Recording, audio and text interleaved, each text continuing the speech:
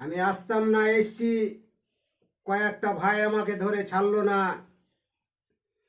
আমাদের এই নতুন পুরাতন সিংহায়, তাই তো নাকি? এটা পুরাতন সিংহা তো ভাই?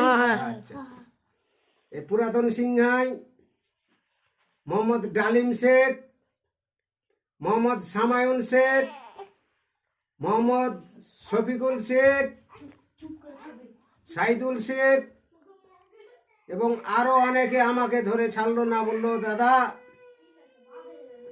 আপনি অনেক জায়গায় করেছেন, একটু চলেন, আমাদের একটু গ্রামে যেতে হবে,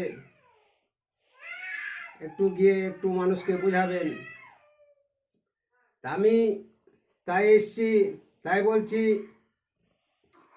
দক্ষিণিয়ার দিনাজপুর আরো যে কলকাতা, শেষ বেলাতে আসিয়াছি মুর্শিদাবাদ জেলা। মুর্শিদাবাদ জেলা হইতে লালগোলা তার থানা,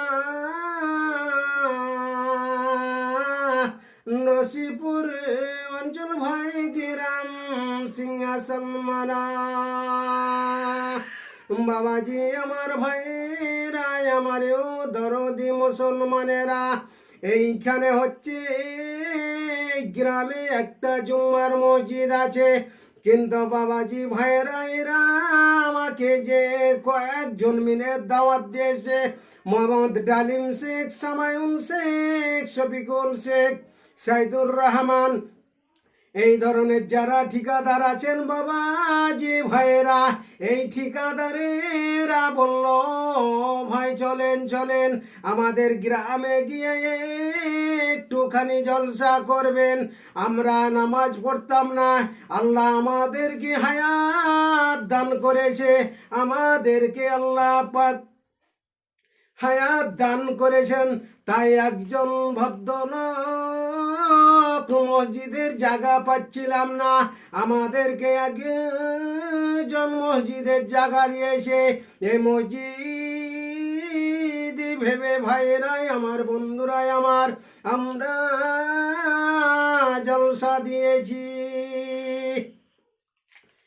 কি ডালিম শেখ ভাই, মসজিদ করলে হবে না আর জালসা দিলেও হবে না, আমার মতো হুজুরের কথা কাজ হবে না।